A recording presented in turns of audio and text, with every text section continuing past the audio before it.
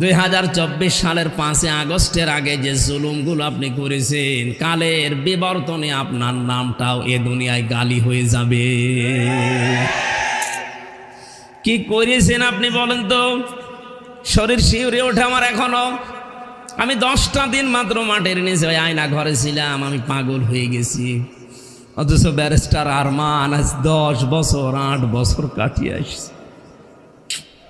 আপনি কিন্তু জানতেন যে ইলিয়াস আলী কতদিন আগে মারা গেছে?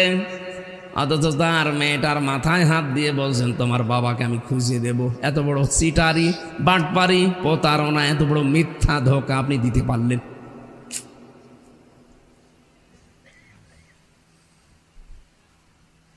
পৃথিবীর ইতিহাস যত আমি পড়েছি, বিশ্ববিদ্যালয়ে থাকাকালীন বহু উপন্যাস পড়েছিলাম, আমি বহু ইতিহাসের বই পড়েছি। কোনোদিন এই কথা আমি পড়িনি, শুনিও নি পৃথিবীতে মানুষ হত্যা করার পরে তার লাশের ওপরে কেউ ড্যান্স দিতে পারে।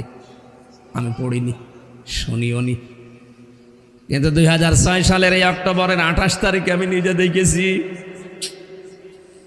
আশরাফুল মাখলুকাত জসিম ভাইয়ের মতো মানুষকে লগি বৈঠা নিয়ে সব চলে আসো রাজধানীতে।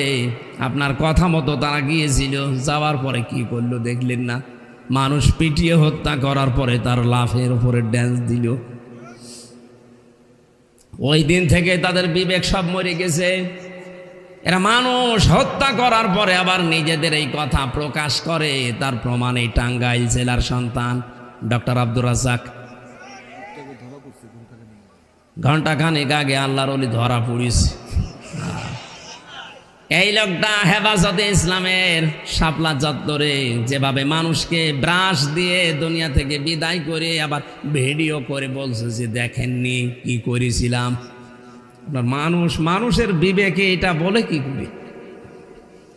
একবার এই সিরাজগঞ্জ থেকে যাচ্ছিলাম কুষ্টিয়ায়, বাসের পেছনে বসে আছি, ড্রাইভারের পেছনে।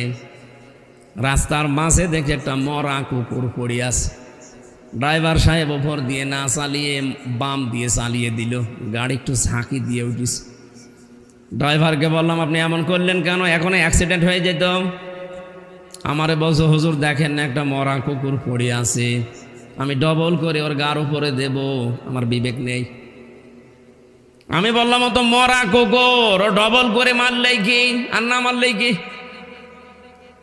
ড্রাইভার আমার দিকে ঘুরে বলছো হুজুর আপনি কি আসলে হুজুর?